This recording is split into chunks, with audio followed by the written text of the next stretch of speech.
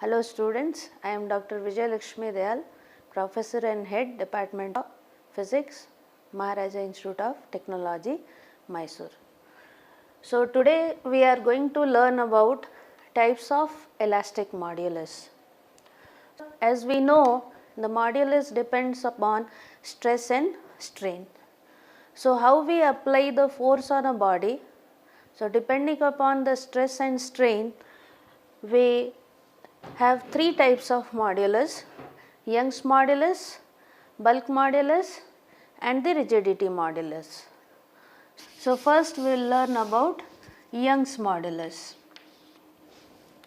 So for this we will consider a wire of length L. So for this we will consider a wire is attached to a rigid support.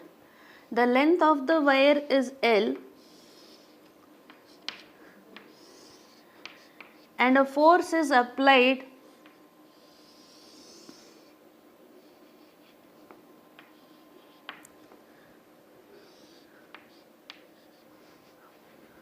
at the lower end of the wire, and the magnitude of force, as you know, F will be equal to mg.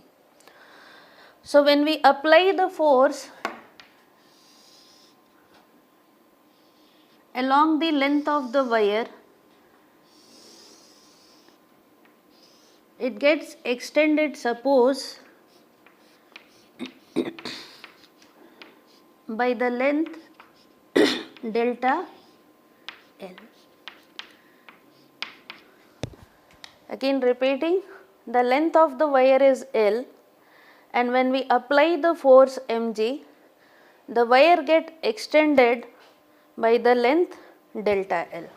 Thus the original length was L and the wire got extended by the length delta L. Now as per the definition of stress, what we know, it is force applied per unit surface area. Now as the force it is applied along the length of the wire, so this stress will call it as longitudinal stress.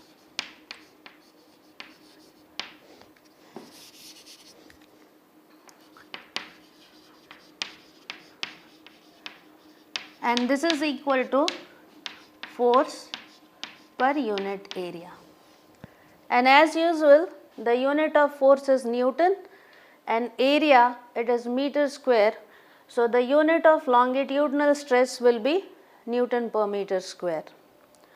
Now coming to the strain, as again the force is applied in the direct along the wire, so it is a longitudinal stress. The same way the change in dimension means change in the length of the wire, that is the strain, will write it as longitudinal strain. And as per the definition, what we know, strain is the change in dimension by the original dimension. So here the change in the dimension is delta L and the original dimension is L, means delta L is the change in the length of the wire when the force is applied along the length of the wire, means on the cross section of the lower end of the wire, and L is the original length of the wire. So as per the definition of modulus, how we define? It is stress by strain. It is stress by strain. So how we will define Young's modulus? So Young's modulus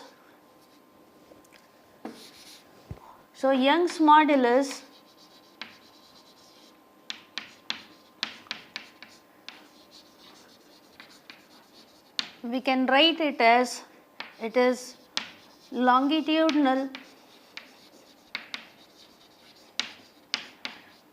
stress by longitudinal strain. Now if we assume that this is equation 1 which defines the longitudinal stress, equation 2 which defines the longitudinal strain, and will substitute the value in this equation, suppose 3. So what we get, that Young's modulus in general will denote it by capital Y, that will be equal to force per unit area divided by change in length divided by original length. So rearranging the equation, we get Young's modulus is equal to force divided by area, length by origin change in length. Denominator goes to the numerator. So Young's modulus, we can write it as force per unit area multiplied by ratio of original length to the change in length. Let us assume this is equation 4. So equation 4 gives the expression of for Young's modulus. Equation 4 gives the expression for Young's modulus. Now let us go for the second type of modulus, which is bulk modulus. So bulk modulus, for this, to understand this, let us consider a body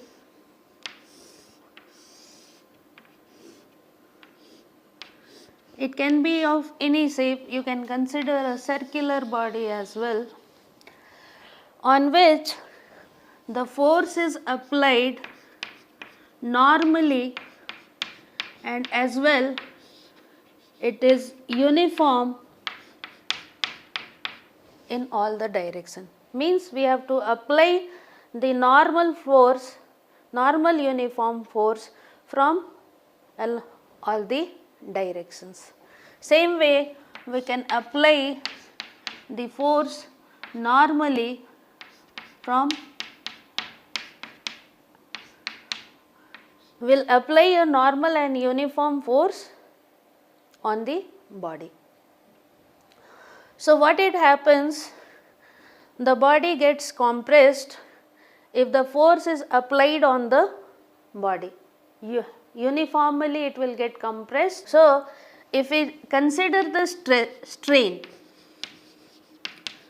we call this as bulk strain, or we call it as volumetric strain as well. Because when you apply the force normally, generally the change in the volume occurs. How we can write it? Change in volume by the original volume. If we consider that change in volume is delta V, by applying the force normally and equally from all the direction, and the original volume of the body is V.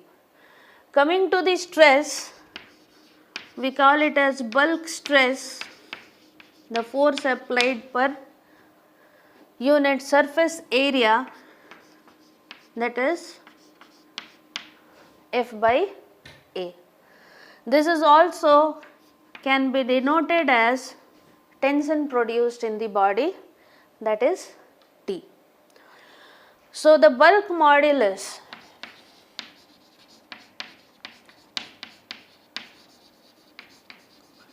which can be written as bulk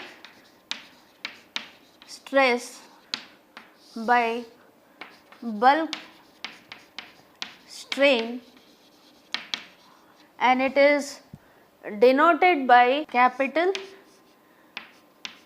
K. We can write it as force per unit area divided by change in volume by original volume, and rearranging this equation, what we get, force per unit area into original volume divided by the change in volume. Once again, if we apply the force from all the direction normally and equally, if V is the original volume and delta V is the change,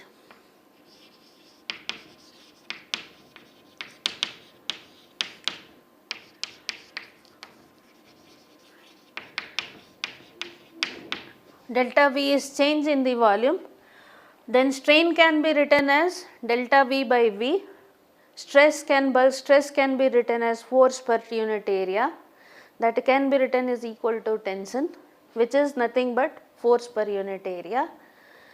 The bulk modulus we can write it as bulk stress by bulk strain, or it is defined as bulk stress by bulk strain. So, and it bulk modulus, it is written by, denoted by K, which will be equal to, as per the equation, stress by strain. So, force per unit area divided by change in volume by original volume, and rearranging this equation we get K is equal to F by A into volume divided by change in volume. As per previously while done, we are writing the equation number equation 4 is the expression for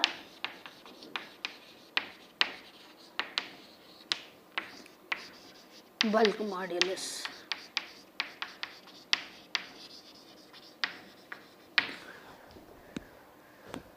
Now the third type of modulus what we are going to study is rigidity modulus.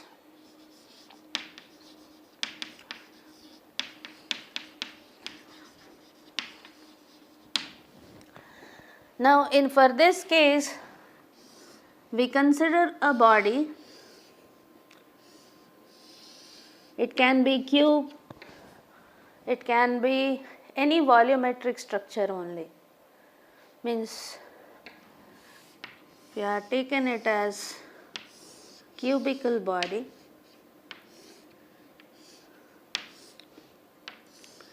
where the bottom surface is fixed with a rigid support, and on the upper face the force is applied tangentially. The bottom surface is fixed and on the upper surface the force is applied tangentially. Tangentially means parallel to the surface of the plane. So now we will draw one such surface where the force is applied. We will consider one such face, bottom is fixed and on the upper surface the force is applied. We will name this A, B, C and D. Now when we apply the force tangentially, then the upper surface change the position. So we consider that the change in position for point A is A dash and for point D is D dash. So what it is there, when you apply the force tangentially, there is shift in layer by layer surface of the body. So we will consider the upper surface where change in position of A is A dash and from D is D dash. We consider that the original length is L of each side and the change in length is delta L, or change in length is delta L. The change what it occur is by distance delta L. Now we will write the stress and strain equation. So in the case when the force is applied tangentially, we call that stress as shearing stress, and as per the definition it will be equal to force per unit surface area, and the strain produced we call it as shearing strain. So this will be the change in length by the original length. Here we consider the angle by which the changes occurred is theta. So if we take out the tan theta value, it will give you the relation between delta L and L, change in the length and the original length. So this is what delta L by L. Tan theta will be equal to perpendicular by base.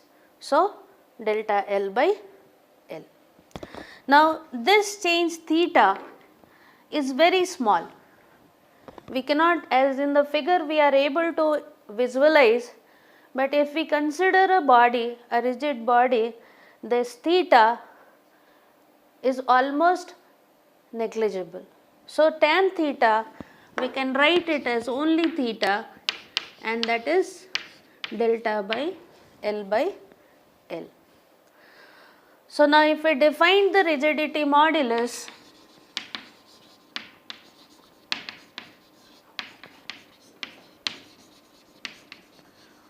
we can write it as shearing stress by shearing strain as per the definition of the modulus. So stress is what? Force per unit area. So rigidity modulus we denote generally by eta. So this will be equal to force per unit area divided by change in length by the original length. We can rearrange this equation and we get force per unit area origin into original length by the change in length. Now this delta L by L we have denoted it by theta, and if we take reciprocal of this equation, then L by delta L will be equal to 1 by theta. So then we can write this equation as F by A into 1 by theta. Now again, if we denote force per unit area as the tension produced in the body, then this rigidity modulus can be expressed by the equation T by theta. So we can denote it by two equations. Eta is equal to F by A into 1 by theta, or eta is equal to T by theta. So if we number the equation 1, 2, here 3, this is 4 and 5. The equation 4 and 5 is the expression for rigidity modulus. Once again, if I repeat it, if we apply the force along the surface, means the tangentially to the surface of a body, then the change in position, if we consider of the surfaces, and the upper surface we denote the change in a position of A to A dash and D to D dash, then the change in length is delta L, or change in position also if you can say it is delta L, and originally the length was L.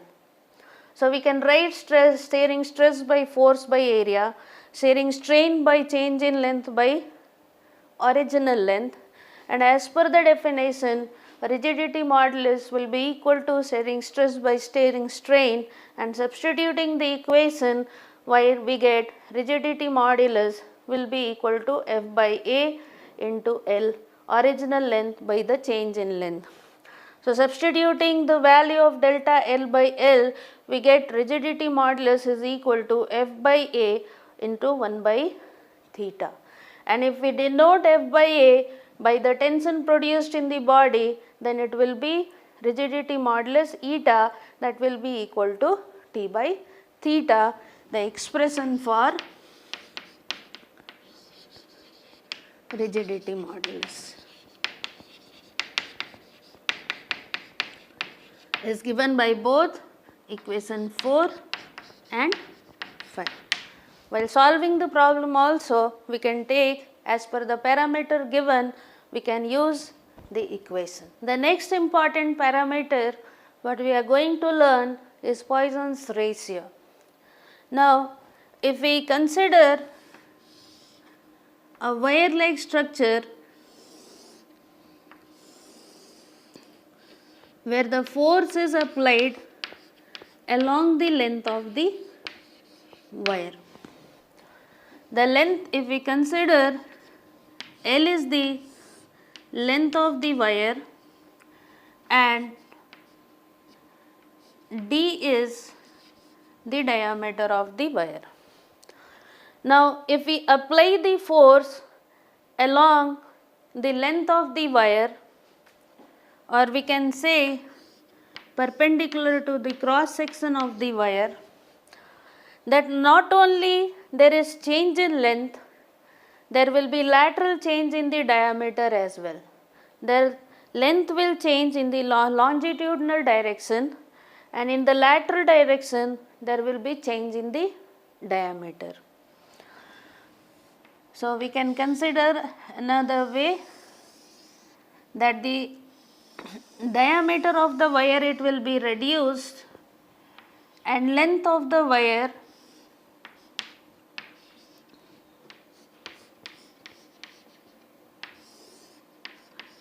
it will increase.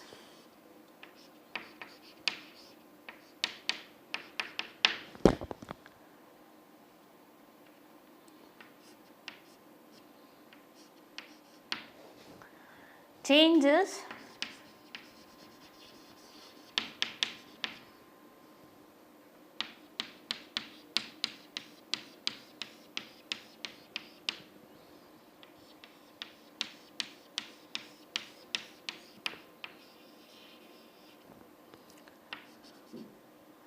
so this change in the diameter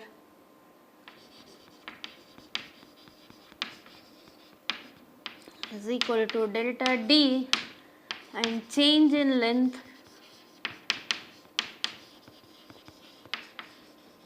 is equal to delta L. So here two types of strain it is occurring. One is there is change in length, and other there is change in diameter. So change in length, as usual, we call it as longitudinal strain, and that is equal to delta L by L. The lateral change in the diameter we call it as lateral strain, and that is change in the diameter by original diameter. Now, how we define the Poisson ratio, which we denote it by generally a term sigma. Poisson's ratio, we define it as ratio of lateral strain to the longitudinal strain.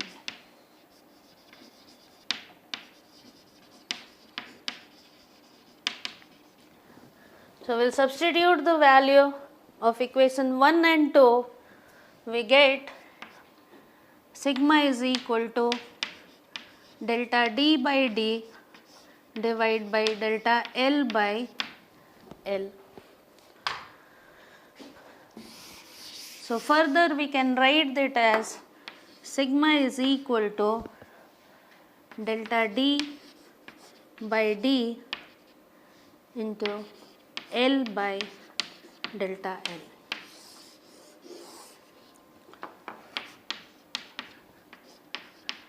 Now, further we will solve this. This longitudinal strain, which is change in length by original length, and lateral strain, it is change in diameter by original diameter. So, now we will come with the other term alpha and beta. So, alpha, it is defined as longitudinal strain coefficient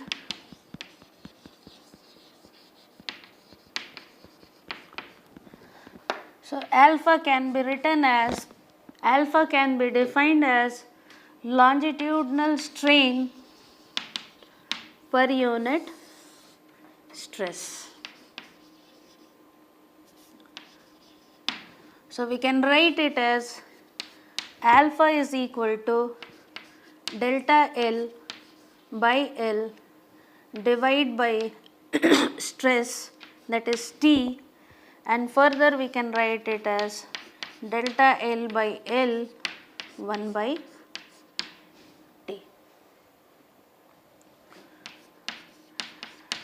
Beta, we define it as lateral strain coefficient, which can be written as lateral strain per unit stress. So, this equation we can write it as delta D by D into 1 by T.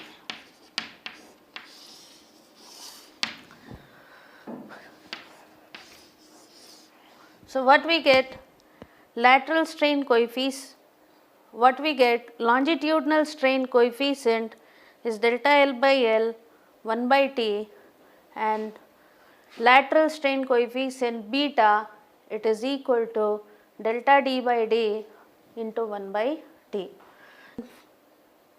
So, this equation of longitudinal strain coefficient and the lateral strain coefficient, if we compare with equation 4, we get sigma is equal to beta by alpha. Beta by alpha. You compare it, beta is equal to delta D by D 1 by T, and alpha is equal to, from here, delta L by L 1 by T. T cancels out. What we get? Sigma is equal to beta by alpha. So, how we define the Poisson's ratio then? We define the Poisson's ratio as the ratio of lateral strain coefficient by longitudinal